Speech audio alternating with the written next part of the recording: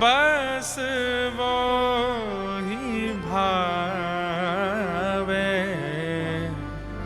आगे गाय पाछे गाय। अभी गोपाष्टमी थी, कोटा में कथा थी, वहां भी मैंने बताया गोपाष्टमी पर ठाकुर जी गैया चराने के लिए गए, ये बात तो प्रसिद्ध है। पर गोपाष्टमी के दिन सुरभि गौ माता प्रकट हुई हैं, गैया का जन्मोत्सव भी है।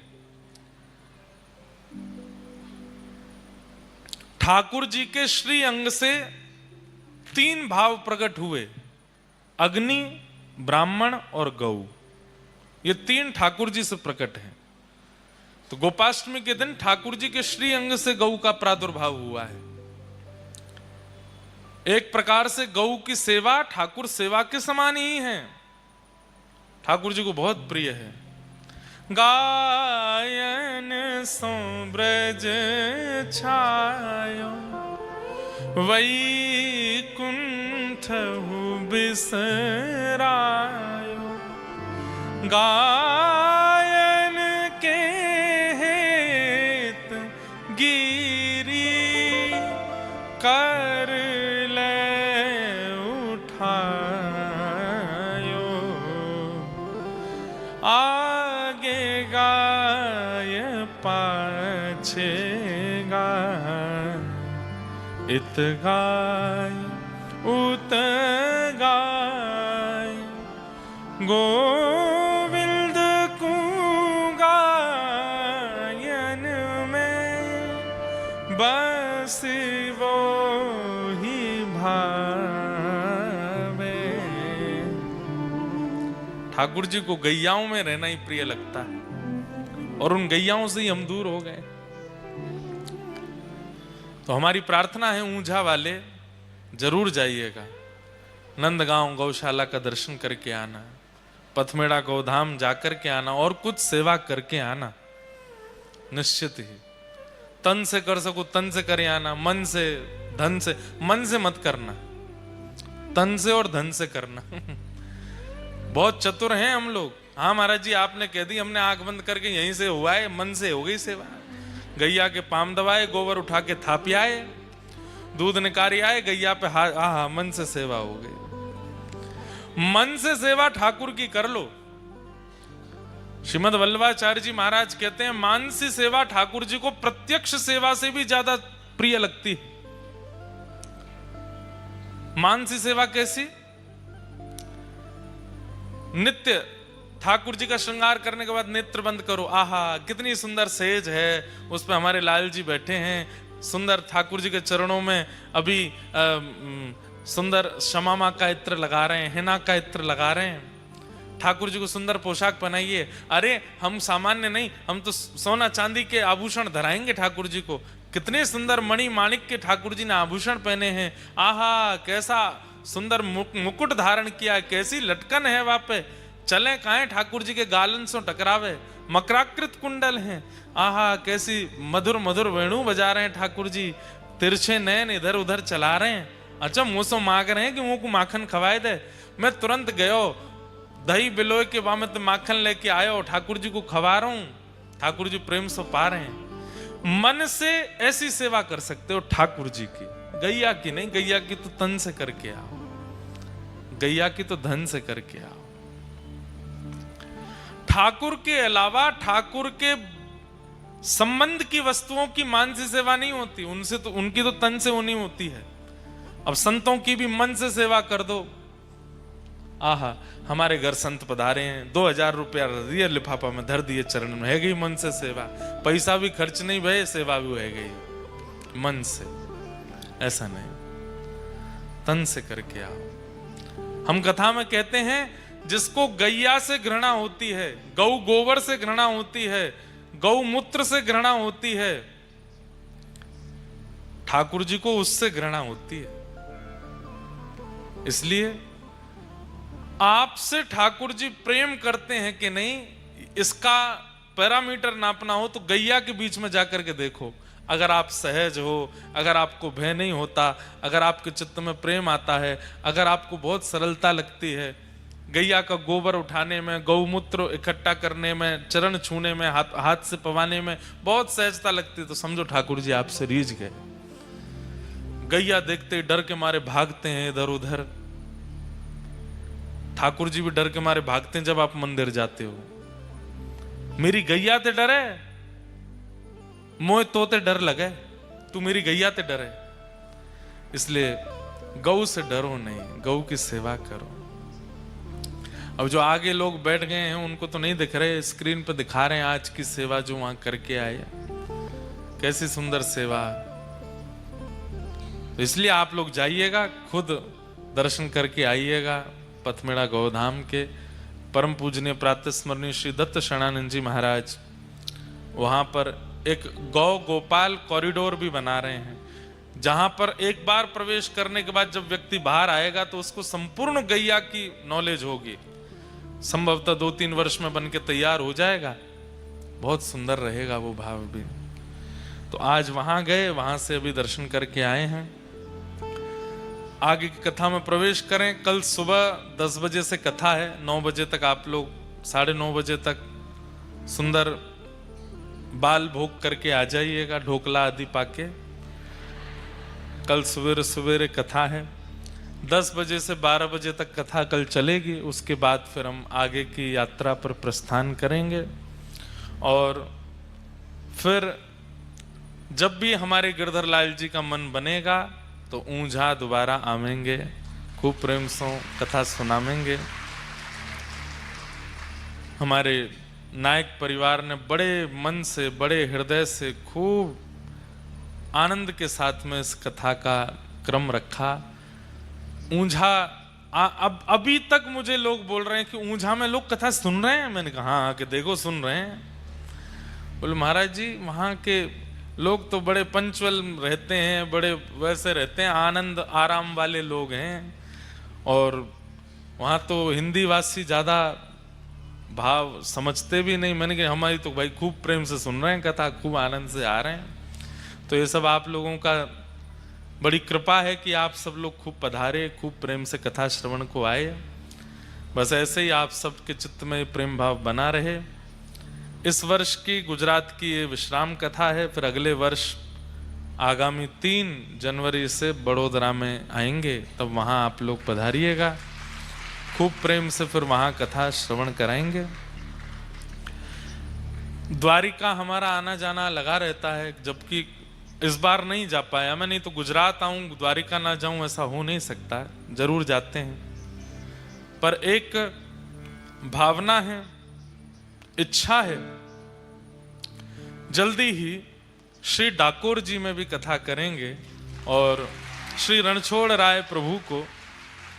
और कथा तो क्या सब होती रहती है सब जगह, पर हमारे गिरधर लाल जी का उत्सव हर बार जगह जगह होता है। एक बार श्री डाकोर जी में करेंगे और श्री रणछोड़ राय प्रभु के वहाँ खूब प्रेम से रामदास बोढ़ाना के लिए ठाकुर जी कैसे मधुर द्वारिका से पधारे, वो सब लीला आदि सब श्रवण करेंगे। और इस बार हम नरसिंह मेहता जी के चरित्र का स्मरण स्पर्श तो कर ही नहीं पाए, जबकि हम पहले दिन बोले थे कि कुछ कुछ कहेंगे। पर श्री नरसिंह मेहता जी का चरित्र तब तक गाने में सुख नहीं है जब तक आपको गुजराती पद ना आते हों, क्योंकि नरसिंह मेहता जी के गुजराती के ही पद हैं। वो ना गवें तो फिर मेहता जी का चरित्र कैसा। तो इसलिए हम जानबूझ करके नहीं बोले हैं कि जब पद हों नरसिंह मेहता जी के और वो गाते हुए जब हम बोलें तो सुख मिलेगा। वो भी एक बार कभी करेंगे। आइए आगे के क्रम में प्रवेश करते हैं।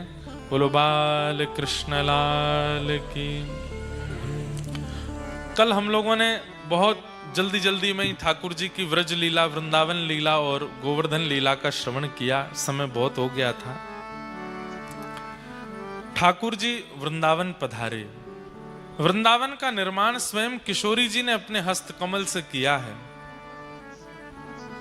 वृंदावन में प्रवेश, वृंदावन में निवास, वृंदावन में किसी भी प्रकार की स्थिति बिना श्री जी की आज्ञा के नहीं होती। अगर कोई ऊंझा में बैठ कर के भी वृंदावन को याद कर रहा है तो ये भी किशोरी जी की कृपा से है। वो अपने आप नहीं कर सकता, अपनी इच्छा से वृंदावन का स्मरण नहीं कर सकता। वृंदावन की स्मृति भी तभी होती है जब किशोरी जी चाह में। ऐसा श्रीधाम वृंदावन, ठाकुर जी वहां पधारे। वृंदावनम संप्रविश्य सर्वकाल सुखावहम गोप गोपी गवाम सेव्यम पुण्याद्री तृणविरुधम। भगवान वृंदावन आकर के अति प्रसन्न है। क्यों? क्योंकि श्रीधाम वृंदावन सर्व कालीन ठाकुर जी को सुख देने वाला है। ठाकुर जी जब विहार करते हैं वृंदावन में तो लता गुल्म वृक्ष सब ठाकुर जी के अनुकूल हो जाते हैं। श्री कृष्ण जब मार्ग में चलते हैं तो सारे वृक्ष नीचे को झुक जाते हैं, मानो ठाकुर जी को प्रस्तुत करते हैं, हमारे फल ले लो, हमारे पुष्प ले लो, हमें एक बार स्पर्श कर दो। और ठाकुर जी समस्त वृक्षों को स्पर्श करते हुए किसी के फल लेते हुए, अरे जिस वृक्ष में फल नहीं होते वो फल प्रकट कर देता है। ठाकुर जी आ रहे हैं, क्या पता ठाकुर जी स्पर्श कर लें, हमारे फल को स्वीकार कर लें। वृंदावन में यमुना जी का पावन तट है जहां पर बैठ करके ठाकुर जी मधुर मधुर वंशी बजाते हैं, प्रेम से सब गोपियों को, गोप गोल ग्वालों को सुख देते हैं। ये वेणुनाद वंशीनाद कहां हुआ? गोकुल में नहीं हुआ। वंशीनाद ठाकुर जी ने वृंदावन में प्रारंभ किया। एक संत कथा सुना रहे थे, बहुत ध्यान से सुनना। ठाकुर जी ने वंशी बजाना शुरू कैसे किया? वंशी का निर्माण ही ठाकुर जी ने किया है। भगवान गौ बहुत प्रिय है। एक दिन गौ रोती रोती ठाकुर जी के पास आई। ठाकुर जी बोले, अरे तू काईकू रोवे, कहा भयो? मुझको बहुत जोर ते भय लगे। कौन ते भय लगे तो को? बोले मुझे मानवन ते भय ना लगे, मुझ कोई जानवर ते भय ना लगे, मुझ पर्वतन ते भय ना लगे, मुझ नदी ते भय ना लगे, एकमात्र ये बांस है जहां से मुझ को बहुत भय लगे। छोटो बालक भी अगर बांस उठा ले तो गैया डर जाए, बांस से डर लगे। ठाकुर जी बोले, जा बांसते तो को डर लगे, वही बांसते तो को प्रेम कराऊंगा। ठाकुर जी ने जैसे ही एक हाथ से बांस पकड़ो तो जैसे ही एक हाथ को स्पर्श कियो 3 छिद्र प्रकट हुए, दूसरे हाथ को स्पर्श कियो 3 छिद्र और प्रकट हुए, और जैसे ही वो पकड़ करके अधर पर धारण करी 1 छिद्र और प्रकट भयो। जैसे ही प्राण पिरोए ठाकुर जी ने, ऐसी मधुर ध्वनि निकली वंशी बांस में ते। गैया के नेत्र बंद है गए, अपने आप चारों थनंते दूध प्रवाह हेने लगो।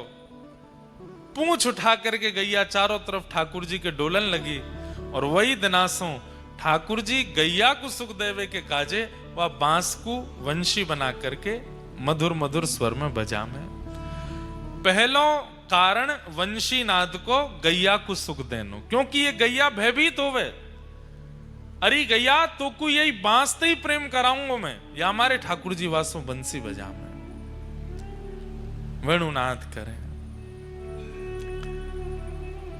ऐसी मधुर वंशी बजा में कि गोपियों को अपने घर में बैठे बैठे ठाकुर जी के दर्शन होते हैं। उसी को वेणु गीत कहा गया श्रीमद् भागवत में।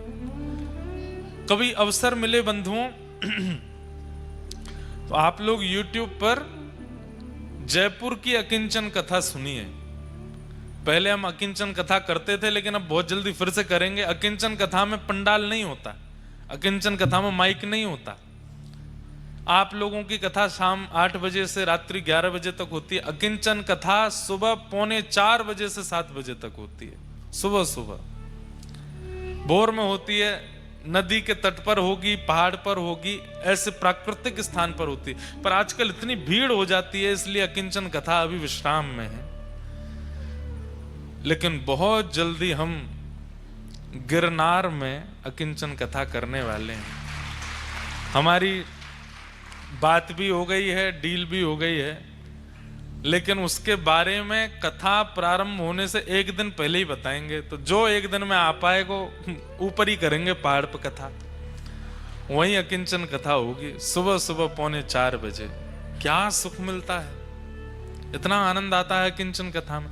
तो एक बार जयपुर की अकिंचन कथा सुनिएगा।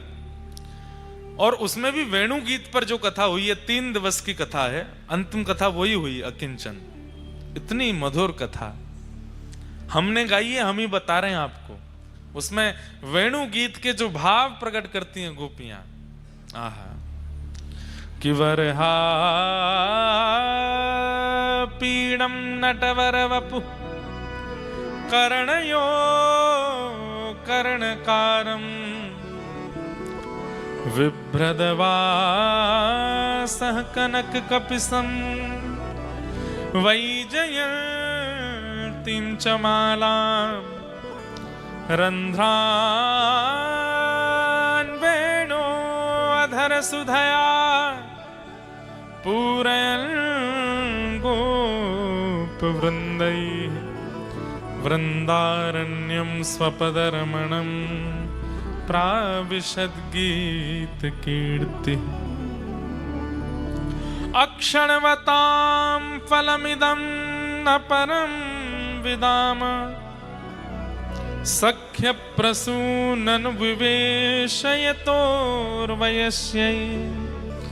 वक्त्रं ब्रजेश सुतयोरनुवेणुजुष्टं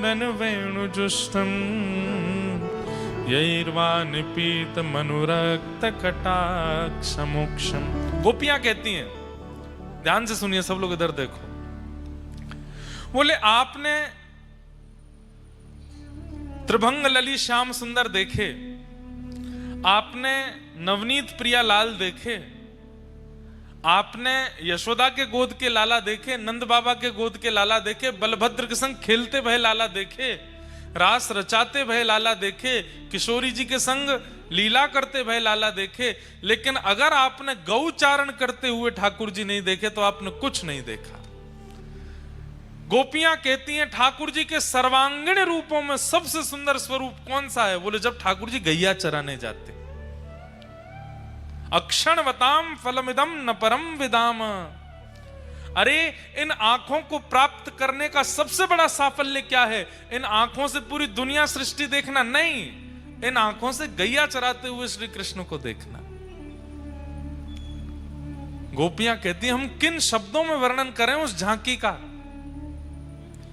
जब ठाकुर जी गौचारण करने जाते हैं, ऊंची धोती पहनते हैं, पांव में मोटे मोटे सोने के कड़ूला पहनते हैं, हाथों में कड़ूला पहनते हैं, गले में कोई माला नहीं पहनते, गले में गैया के पाम बांधवे वारे लोमना रस्सी, जहां में गोबर और रज लगी भैया वाकू पहने, सिर पे भी वही लोमना को बांधे, वही में मोर पिछ लगा लें।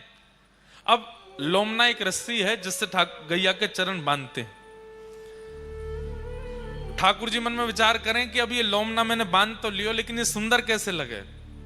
ठाकुर जी अपनो श्रृंगार भी बड़ो सुंदर करें, तो वह लोमना रस्सी को ऐसे बांध करके 2-3 परत बंजा में वाकी, सुबह के बीच बीच में कोई पुष्प लगा लें, कोई नीलो पुष्प, कोई पीलो पुष्प, कहीं सफेद पुष्प, कहीं सुंदर लड़ कोई जा रही होवे वाकू धर लें। ये तुलसी की मंजरियां निकली रहती है ना, इन मंजरियों को निकाल करके मोर पिच्छ के अगल बगल में लगा लेते हैं, ऐसी सुंदर झांकी बन जाती है।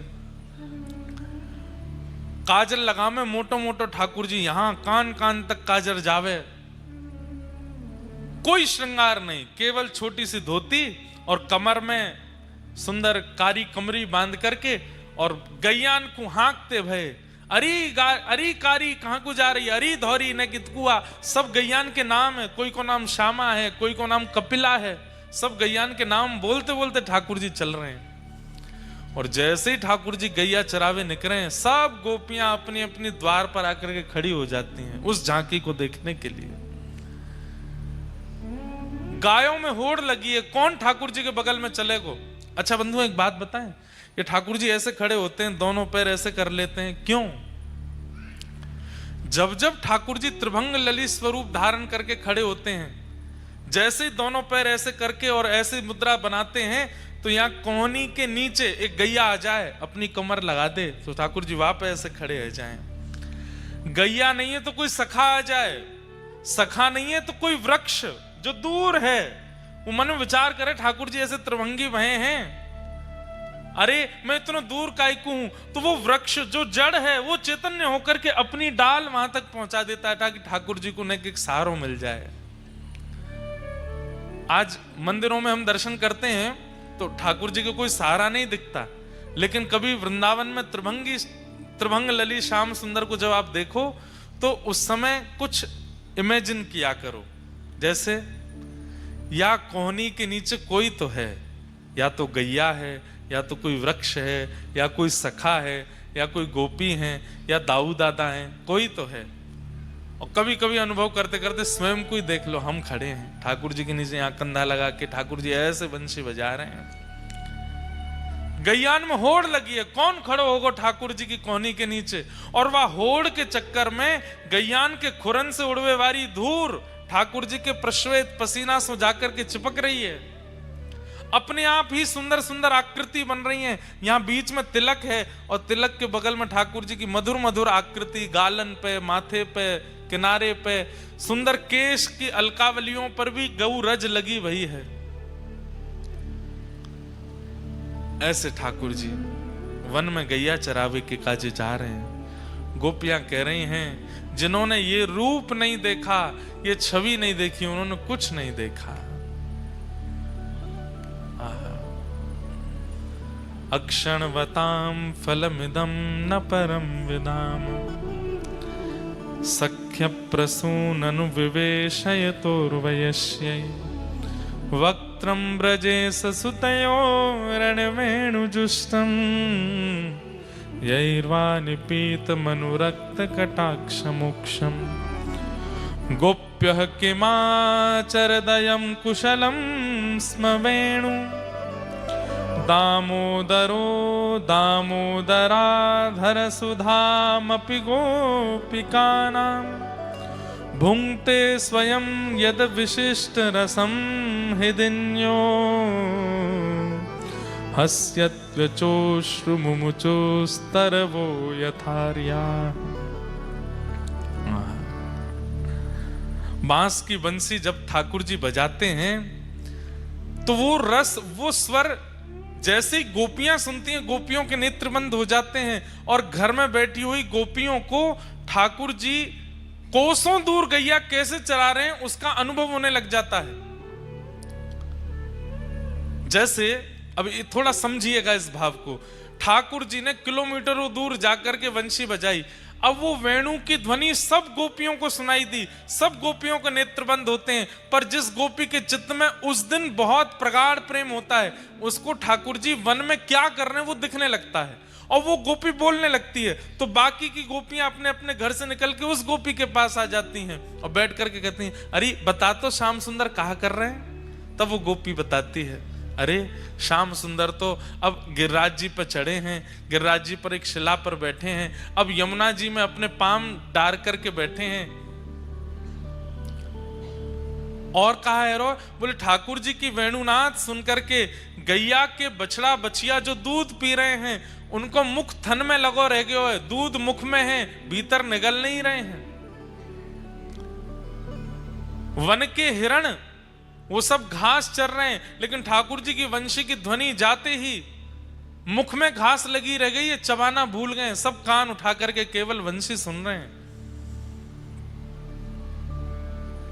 यमुना जी की धारा स्तब्ध हो गई है, यमुना जी आगे को बह नहीं रही हैं। क्यों? ठाकुर जी वहीं तट पर खड़े होकर के वंशी बजा रहे हैं, उनके रूप माधुरी का दर्शन कर रही हैं।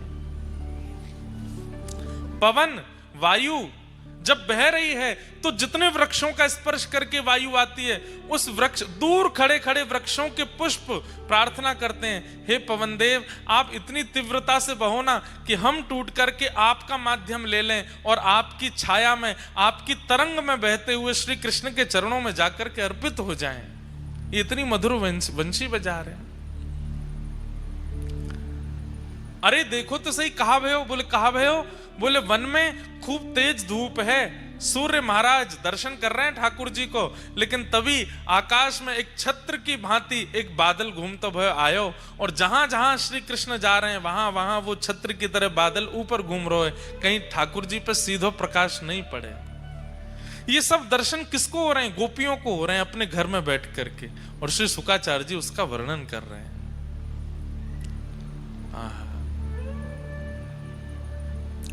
ये वेणु गीत है। ऐसे वेणु गीत के माध्यम से गोपियों के चित्त को दर्शन ठाकुर जी करा रहे हैं। बंधुओं, एक बात हम सत्य बताएं आपको, आज भी वेणु गीत संभव हो सकता है। आप ऊंझा में बैठे हैं, अहमदाबाद में बैठे हैं, बड़ोदरा में बैठे हैं, कहीं भी बैठे हैं, आपका प्रेम और भाव ठाकुर जी के प्रति अगर प्रगाढ़ है तो आप जहां बैठे हैं वहां बैठ करके केवल सत्संग सुनने लग जाइए, नेत्र बंद करके। आचार्य की वाणी, संतों की वाणी आंख बंद करके सुनिए और चिंतन करिए कि आज राधारमण जी कैसे लग रहे होंगे। महापुरुष की वाणी सुनते रहो। महापुरुष की वाणी क्या है? वंशी है। उसकी वाणी सुनते सुनते सुनते सुनते आप चिंतन करो, आज ऐसी पोशाक होगी, आज ऐसा मुकुट होगा, आज ऐसी माला होगी, आज ऐसी पिछवाई होगी, आज ऐसा सन्मुख औलाई का भाव होगा, आज ऐसे गोस्वामी जी आरती कर रहे होंगे। सब अपने मन में चिंतन कर लो और फिर सोशल मीडिया पे कहीं ना कहीं फोटो आ ही जाता है, धीमे से जाकर के कहीं ढूंढो कि आज कैसे दर्शन थे। अगर आपके चिंतन से दर्शन मिलने लग जाएं तो समझ जाना कि आप भी वेणु गीत की एक गोपी बन गए हो। बस एक वेणु का आश्रय चाहिए। वेणु क्या है? कथा वक्ता की वाणी, आचार्यों की वाणी, जो वो सत्संग सुधा अपनी कथा में कहते हैं, वो वंशी ही है। उसको वेणु के माध्यम से, वेणु का भाव रख करके सुनो। आप कथा सुनते हैं, अपने घरों पर सुनते हैं, गाड़ियों में सुनते हैं, इसी भाव से सुनो कि ठाकुर जी की वंशी है, मुरली है, वंशी है, वेणु है, अलग अलग प्रकार हैं। कोई बहुत बड़े महापुरुष हैं जो ज्ञान वैराग्य की चर्चा करते हैं, उनके प्रति भाव रखो, ये वंशी हैं। कोई बड़ी रसभरी चर्चा करते हैं, ठाकुर जी की मधुर मधुर लीला सुनाते हैं, ये वेणु हैं। कोई थोड़ी ज्ञान वैराग्य की भी बात करते हैं, रसभरी चर्चा भी करते हैं, मधुर मधुर संगीत भी सुनाते हैं, ये कौन? ये मुरली हैं। और यही भाव रखो, अब वंशी सुन रहे हैं, अब वेणु सुन रहे हैं, अब मुरली सुन रहे हैं। आप आचार्य वाणियों को ठाकुर जी की वंशी मान करके जब सुनने लग जाओगे, जिन ठाकुर का चिंतन करोगे, जहां बैठ करके करोगे, एक बार नहीं, 2 बार नहीं, 10 बार नहीं, कुछ प्रयास करते करते ऐसा होने लगेगा कि आप कितनी भी दूर बैठे हो, सत्संग वार्ता सुनते सुनते जैसा चिंतन करोगे वैसा श्रृंगार ठाकुर जी का होगा। आपको वहीं बैठ के अनुभव हो जाएगा। ताज बेगम कथा आती है, हिंदू नहीं थी वो, मुस्लिम थी। मंदिरों में प्रवेश वर्जित था उनके लिए। क्या करती थी? तो मंदिरों के बाहर जो संत महापुरुष बैठे कीर्तन करते, कथा सुनाते, उनके पास बैठ जाती और उनकी कथा सुनते सुनते नेत्र बंद कर लेती। मंदिर में तो नहीं जा सकती, निषेध है मेरा जाना। बाहर ही बैठे बैठे चिंतन करती, आज ठाकुर जी ने लाल पोशाक पहनी होगी, आज स्वर्ण का मुकुट धारण किया होगा, कानों में मकराकृत मत्स्याकृत कुंडल पहने होंगे, गले में मोतीन की माल होगी, आज भोग में ठाकुर जी को ये पधराया होगा, कढ़ी भोग होगा, चावल भोग होगा, ऐसा भोग होगा। वहीं बैठे बैठे चिंतन करती और जैसे ही मंदिर से दर्शनार्थी बाहर निकल के आते तो बस उनके आगे हाथ जोड़ के कहती, हमें और कुछ नहीं, बस इतना बता दो आज पोशाक कैसे वर्ण की है। और जैसे ही वो आके कहता, आज तो ठाकुर जी ने लाल वर्ण की पोशाक पहनी, बस वहीं ताज बेगम नृत्य करने लगती कि मैं भले ही भीतर नहीं जा पाती पर ठाकुर मोह बाहर आके दर्शन कराए थे। आचार्य वाणी क्या है? सत्संग सुधा क्या है? कथा वार्ता क्या है? ये ठाकुर जी की वंशी ही है। इसको वेणु मान करके सुनो और वेणु में भी ऐसी भावना रखो। बंधुओं, एक बार के प्रयास से वो वेणु जैसा अनुभव नहीं कराएगी, समय देना पड़ेगा, साल भर भी लग सकता है, पर भावना आपको धारण करनी पड़ेगी कि ये वक्ता की वाणी वेणु है, यही ठाकुर जी की वंशी है। सुनते सुनते सुनते सुनते एक दिन ऐसा आएगा आपको शब्दों में स्वर का अनुभव होने लगेगा और शब्दों में ही ठाकुर जी का दर्शन होने लगेगा, अनुभूति होने लगेगी और उसी अनुभूति से एक दिन साक्षात्कार हो जाएगा। ठाकुर जी के उस मधुर स्वरूप का।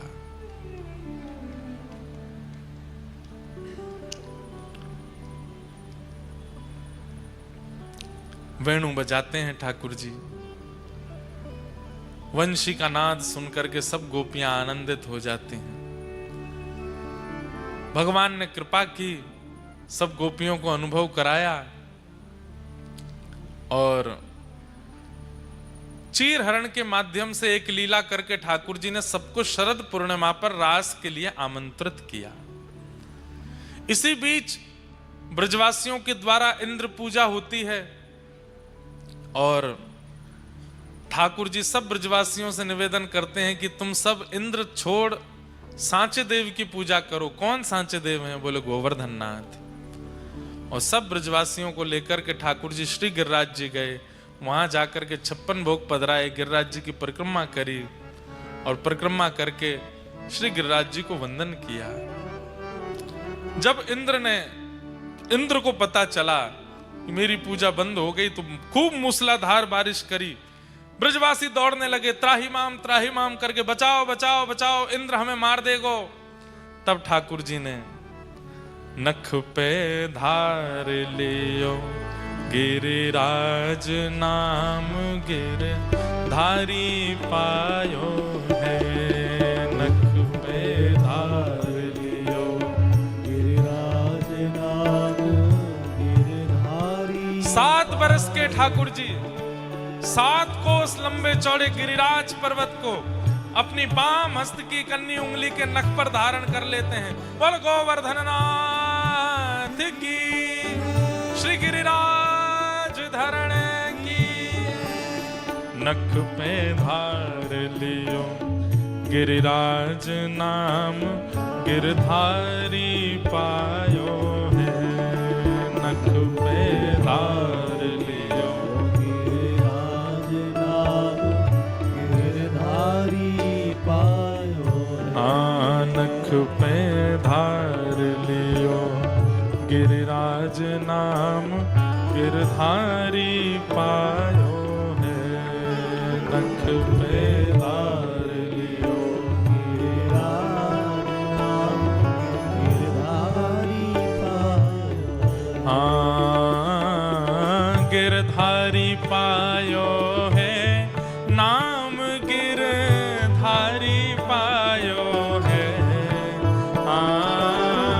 धारी पायो है, नाम गिरधारी पायो है। ओ नख पे धार लियो गिरिराज नाम, गिरधारी पायो है।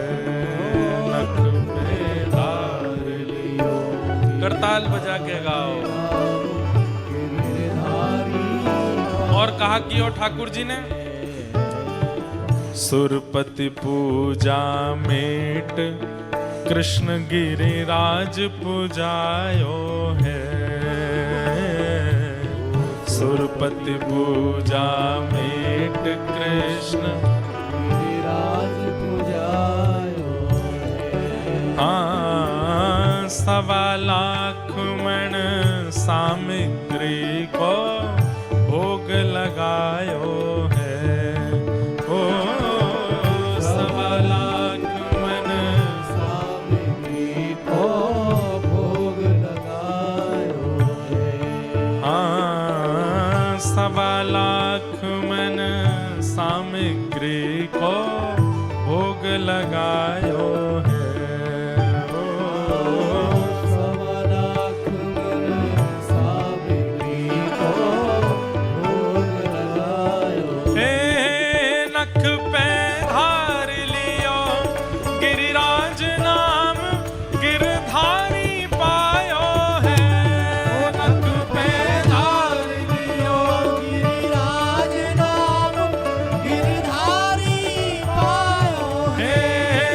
पे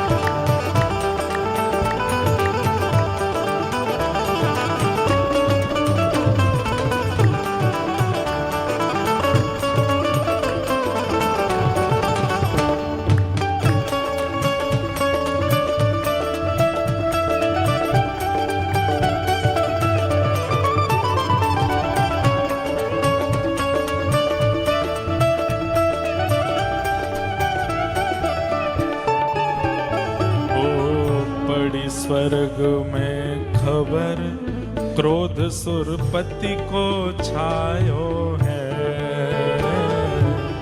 पड़ी स्वर्ग में खबर क्रोध सुरपति को छायो है।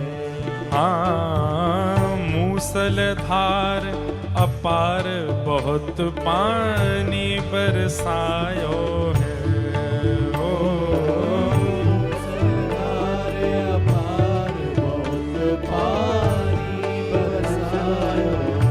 पर पड़ी न व्रज में बूंद इंद्र देखत घबरायो है। पड़ी न व्रज में बूंद इंद्र देखत घबरायो है। और ब्रजवासी सब कहें कृष्ण गिरिराज उठायो है। ब्रजवासी सब कहें कृष्ण गिरिराज उठायो। हे नख पे धार लियो गिरिराज नाम गिरधारी पायो है। नख पे धार लियो गिरिराज नाम गिरधारी पायो। हे नख पे धार लियो गिरिराज नाम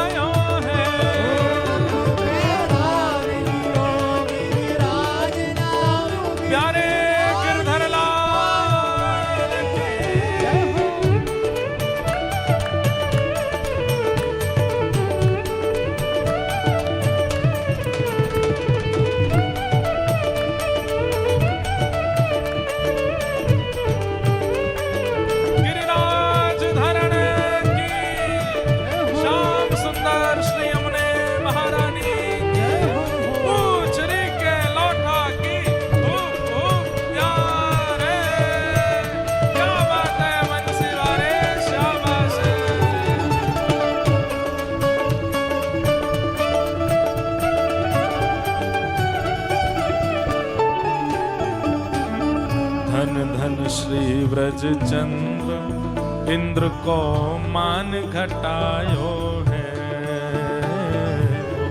धन धन श्री व्रज चंद्र इंद्र को मान घटायो। धन धन श्री व्रज चंद्र इंद्र को मान घटायो है। धन धन श्री व्रज चंद्र इंद्र को